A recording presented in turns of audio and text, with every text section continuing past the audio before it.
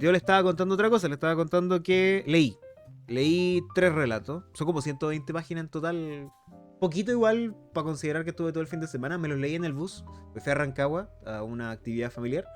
Y uno de los libros que leí es sobre boomers que no saben matemáticas. Entonces, nada, una civilización humana en el tiempo, muy, muy en el futuro.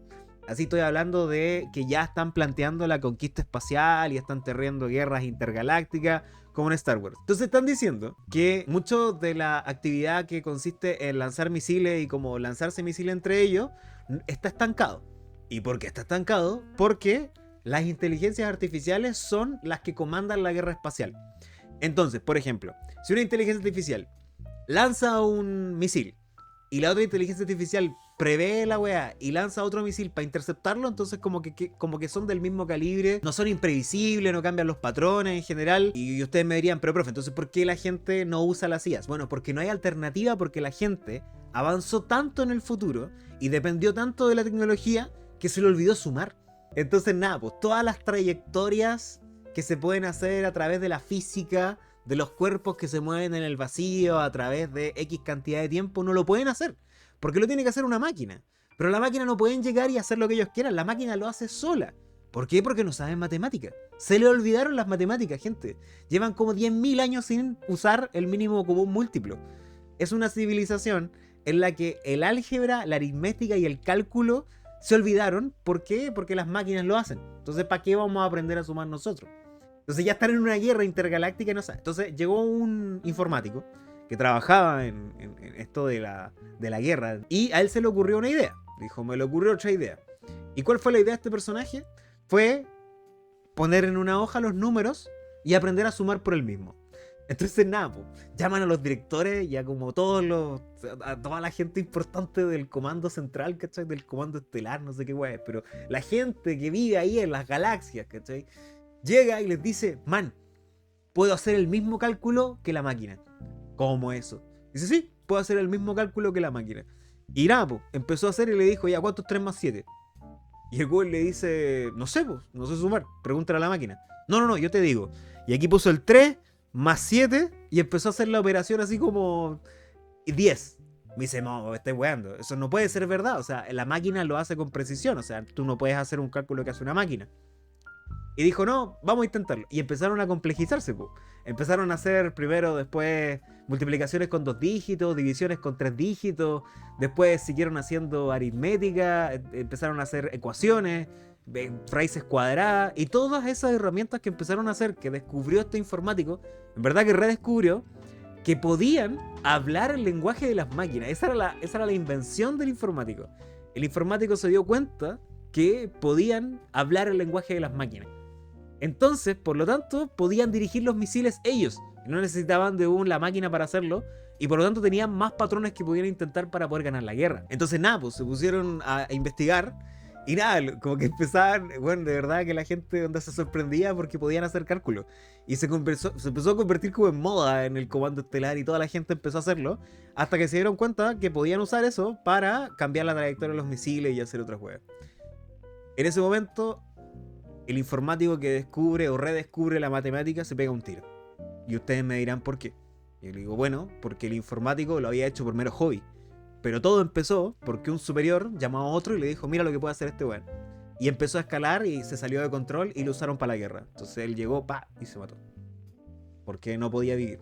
En el fondo la carta que deja es una referencia también, creo yo, a la carta post año 45. Después de que explota como la carta de Einstein, la famosa carta de Einstein en la que, claro, como la de Oppenheimer no, pero la de Einstein, en la que sale ahí arrepintiéndose como ojalá que Dios me perdone y todo lo. Más o menos así, ¿cachai? Como en el fondo un redescubrimiento que había sido por algo de ocio terminó siendo usado para la guerra y eran matemáticas. Las matemáticas. En un universo planetario en donde las matemáticas habían dejado de existir, las vuelven a inventar y las utilizan para la guerra. Así que nada, una weá re chistosa igual. Era chistoso porque literal los weones están como perdiendo la cabeza con una ecuación. Literal. Y pasáis este número para acá y empieza. Y bueno, el libro está relatando puras fórmulas matemáticas todo el rato. Una ecuación de primer grado, después una división de 2 dígitos, como que empieza así y te empieza a escribir toda la. Es bien entretenido igual, bien divertido igual. A ver, hay un relato que leí Se llama Profesión. Es un relato en el que a los niños en el futuro, se les hace el siguiente test. En vez de ir al colegio, porque ustedes comprenderán que en un mundo ya dominado por los viajes intergalácticos se hace innecesario ir al sistema educativo, ¿cachai? Ya se hace infértil. ¿Por qué? Porque a los niños lo que hacen, por ejemplo, para enseñarles a leer, los sientan en una silla, los llenan de weá, les hacen ver unas cosas y les cargan la lectura. Y eso permitió, por ejemplo, en este mundo ficticio, que es del cuento Profesión, que se llama Profesión, el joven no tenga que aprender a leer. Y le meten de manera automática todo el lenguaje, ¿cachai? Entonces no tienes que aprender a leer, sino que simplemente puedes leer desde ya. O sea, imagínate, no sabíais leer y en 10 segundos, después de que la cuestión haga las cosas en tu cerebro, te mete la capacidad de leer al toque. Es como un update, claro, como que te hacen un update. Entonces nada, pues a la gente le hacen un update, a los niños también. Pero no todos los niños pueden recibir el mismo update, porque por ejemplo, enseñarle a sumar, a restar, a multiplicar o a leer a una persona puede ser muy sencillo y mucha gente puede aprenderlo. Pero ¿qué pasa cuando le quieres enseñar metalurgia a un niño? A un joven ya, porque va a ser metalúrgico. O que le quieras enseñar química y farmacia. O que le quieras enseñar ciencias sociales. ¿Qué pasa si el cerebro, y esa es la hipótesis que plantea el libro, qué pasa si en la hipótesis el cerebro de la persona no puede sobrevivir a ese tipo de memoria? O sea, no todas las personas, el límite que tiene el cuento es que no todas las personas pueden aprender todo lo que quieran. ¿Por qué? Porque el cerebro tiene límites. Entonces cada uno de los cerebros viene predestinado desde que nací. En el fondo lo que quiere plantear el cuento es desde que tú naces, ya sabéis qué carrera tenéis que tener. Sí o sí. Sí o sí. Cuando tú naces y ya sabes, según el escáner de tu cerebro, qué es lo que tú puedes hacer y lo que no. Y el cuento versa sobre un joven que se llama George, que quiere ser programador. Quiere ser programador e irse a un planeta clase A, porque él vive en un planeta en la Tierra que creo que no es clase A. Entonces nada, fue a la prueba y todo, y le enseñaron a leer y pasó muchas cosas, y cuando llega de joven, le dicen, bueno, quiero ser programador. Y cuando el doctor le está preguntando cosas, bien pesado el doctor, le dice, ¿y qué hiciste para...? ¿Y cómo sabes que te va a gustar ser programador si no sabes nada de programación y nunca has visto nada? Porque es imposible, porque aquí no hay escuela. Entonces finalmente lo que hacen los niños hasta esa edad es como existir. No sé, ni me queda claro qué hacían hasta esa edad, pero a los 18 tienen que elegir su profesión. Te cargan la universidad completa, 5 años de estudio. Te cargan la universidad completa en 30 segundos y aquí hay listo. Entonces, por ejemplo, imagínate que vos querés ser abogado y te dicen, bueno, tu cerebro está apto para ser abogado, entonces te sientan en una máquina y te cargan 5 años de derecho en la cabeza, al toque. Onda, en 30 segundos te conviertes en abogado.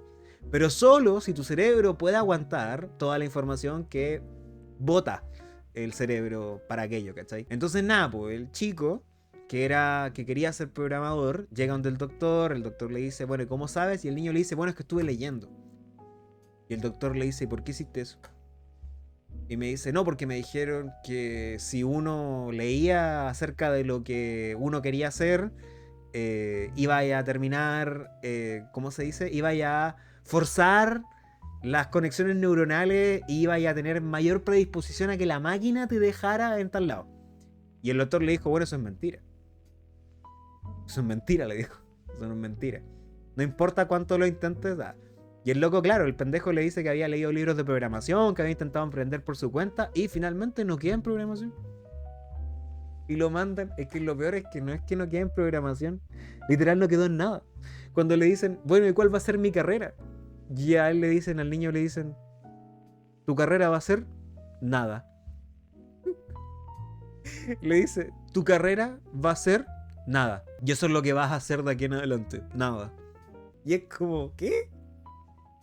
Y claro, el pendejo no puede ser programador, pero tampoco puede ser otra cosa. No puede ser nada. Nada. Nada de nada. Y dice, bueno, y ahora vas a tener que vivir aislado de la sociedad y vas a tener que vivir en un lugar que es un colegio para mentes débiles, como la tuya. Y el pendejo dice, ¿qué? ¿Soy tonto? El pendejo como que no se puede creer. George, que el niño no se puede creer la weá, dice, soy tonto. Soy tonto. Tengo que ir a un lugar donde solo hay gente tonta. Y que no puede funcionar en sociedad porque es tonta. Porque no puede cargar en su cerebro weá y weón, tiene como una depre y toda la weá. Y llega como a un lugar en donde es como una casa cerrada, o sea, una institución, donde tienen un montón de gente, un montón de niños que también eh, fallaron el test de aptitud, ¿cachai? Y el cabro chico, claro, te empieza a decir, bueno, nada, y se habitúa y se queda un año. Y después se escapa. Dice, ya, no me aguanto que me traten como idiota, ¿cachai? Y se fue, y se va, y se va, y se va a la mierda. Y dijo, ya, no quiero seguir siendo un idiota, no quiero que me traten como idiota, me voy. Y se fue. El tema es que en esa cosa, en esas como... No les voy a explicar muy bien la trama porque la verdad es que no es relevante para comunicar lo que me gustó del cuento. Llega una olimpiada y hacían como olimpiadas intergalácticas de metalurgia y weas así, ¿cachai? Entonces él va a ver a un amigo con el que se llevaba horrible, con el que discutían y competían mucho. Y nada, su amigo pierde, pero él quiere ir a verlo y de repente lo agarra como un millonario. Yo dije, qué weá, lo agarró como un millonario y se lo llevó. Probablemente porque lo estaban siguiendo. Y el loco le dice, el niño le dice al viejo, le dice, bueno, el viejo le revela y le dice, bueno, por tu... Y aquí, no, aquí yo sé que me pegué un salto, pero traten de seguirme igual, porque el cuento es muy largo para explicarlo completo. Pero el viejo se lo lleva porque le dice que en su microexpresión, y como que lo vio y dijo que tenía algo particular como sujeto de estudio. Después se revela que era un agente encubierto de la misma institución en la que estaba, pero bueno, no es importante. Entonces George, el niño, le dice, bueno, yo te voy a dejar que me estudies como sujeto de estudio, porque ya era raro que una persona no pudiera tener ninguna carrera profesional posible. Le dice, bueno, tú me vas a tener que hacer un puro favor. Me vas a tener que conseguir una videoconferencia con alguien que me permita estudiar programación y que yo le pueda explicar cómo resolver el problema de las cápsulas educativas, en el fondo, porque la Tierra era la única que fabricaba conocimiento y las mandaba a otros planetas. Y no se fabricaban cápsulas en otros lados. Entonces solo la Tierra entregaba el conocimiento y los otros planetas de otros mundos tenían que comprarle conocimiento a la Tierra para entrenar a sus propias personas para meterle la información, para ser ingeniero, para ser aviador, por ejemplo, para ser un mono. Como que tenía el monopolio del conocimiento, ¿cachai? Entonces nada, pues el pendejo va y consiguen la conferencia con uno de los directores de uno de la wea. Y el niño, George, va y le dice una weá así como... Le dice, mire, si pudiéramos, si pudiéramos tener en un espacio a personas que estudien así como a pulso, leyendo los libros y aprendiendo, en vez de aprender con las cápsulas, tendríamos personas que podrían ser profesionales, ¿cachai? O sea, le dice eso. Y el güey le dice, el político este, como el otro güey le dice, el de plata, le dice, oye, pero ¿qué pretendes tú? Onda, ¿tú crees que por 30 segundos que te demoras en aprender algo, tú me vas a cambiar 5 años donde tengo que alimentarlos, cuidarlos, darles hogar y todo? En el fondo como que estaba describiendo la tarea universitaria, en el fondo te decía, bueno, ¿por qué ir a la universidad si realmente puedes meter todo el conocimiento que necesitas en 30 segundos? ¿Para qué mandarlos a la universidad realmente? Pues? Y le dice, es que... ya, y ahí queda en shock y nada, se lo llevan. El tema es que lo esperanzador del libro finalmente es que, claro, era parte como de un programa secreto en donde hay una paradoja con todo esto de las cápsulas educativas y toda la wea. Porque la hipótesis del libro que plantea es la siguiente. Existe como una batería de conocimientos básicos que todos compartimos de manuales y cosas así. Entonces cuando una persona aprende y se mete la información en el cerebro, lo que hace es almacenar información nueva en el cerebro. Pero eso habían descubierto que si se hacía a la larga, si se hacía eso mismo a la larga, lo que se conseguía finalmente era no inventar nada. Porque quienes ejercen las labores técnicas, o sea, quienes meten conocimiento en su cerebro, y quienes finalmente son las personas que trabajan, no progresan el conocimiento, ¿cachai? Porque están preocupadas de trabajar, de ser útiles porque aprendieron a través de la máquina. Entonces, nada, pues, finalmente el niño termina siendo... Se revela que finalmente había entrado a un programa de genios. Pero genio no en el sentido de IQ, porque había mucha gente que tenía muy buen IQ, ¿cachai? Sino que el niño finalmente, George, había entrado a un programa de gente que se iba a preocupar de estudiar absolutamente todo lo que pudiera y crear nuevas cosas. Como el mismísimo Albert Einstein, ¿cachai? Ni siquiera eso. Como que decían ahí que había que tener como un componente para poder ser una persona que invente, ¿cachai? Finalmente lo intentó. Bueno, la verdad, divertido de leer, enredado, pero bueno, bueno finalmente. La noche moribunda. Ah, este era bueno. Era un crimen. Era un crimen del futuro. Era un crimen del futuro. Ese me encantó. El último que leí, que se llama La noche moribunda, me encantó. Me encantó. Eran crímenes del futuro. Yo creo que ahí encontré una weá que me voló la cabeza, de verdad. Porque imagínate que es un crimen, el asesinato, supuesto asesinato de alguien y el robo de el invento que, o la invención de la transportación de energía a través del espacio. En el fondo, la teletransportación. Transportar materia sólida a través a través del espacio hacia otro lugar. En el fondo, claro, como Goku, como la teletransportación, tal cual. Entonces, nada, es un crimen donde matan al inventor del transportador de materia en el espacio y hay 3 sospechosos. 4, más bien. Uno que vive en Venus, otro que vive en la Luna, otro que vive en la Tierra y otro que vive en Mercurio. Entonces, estos 4 personajes están siendo acusados y el detective que investiga esta situación es un extraterrólogo. Es una persona experta en los ecosistemas, en los climas y en las condiciones de los planetas descubiertos.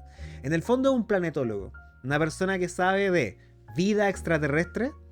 Extraterrestre me refiero como humanos viviendo en otros planetas y otras especies que se han descubierto en la galaxia. Además de saber cómo son las condiciones de vida en cada uno de los planetas. Cómo se vive en Venus, cómo se vive en la Luna, cómo se vive en Mercurio. ¿Cachai? Y ese es el cuento, el misterio. El misterio. Y no les voy a contar más. Porque la verdad me pareció muy divertido. Porque nunca pensé, porque en todo rato me estaban mostrando como lo que pasaba. Y yo decía, ¿y cómo un weón? ¿Y cómo este weón va a poder resolver el misterio? Y finalmente la respuesta al misterio, que no se las voy a contar, porque como es un cuento de misterio, si les cuento el final, se los arruino, léanlo, pero finalmente la clave de todo está en que los culpables del homicidio son de planetas distintos. Entonces uno de ellos hizo algo que ni del de otro planeta podría haber hecho. ¿Por qué? Porque, por ejemplo, no llegaba la luz del sol. No llegaba la luz del sol a todo el planeta todo el tiempo, por ejemplo. No sé, po. Mercurio, por ejemplo, le da la cara al sol todo el rato.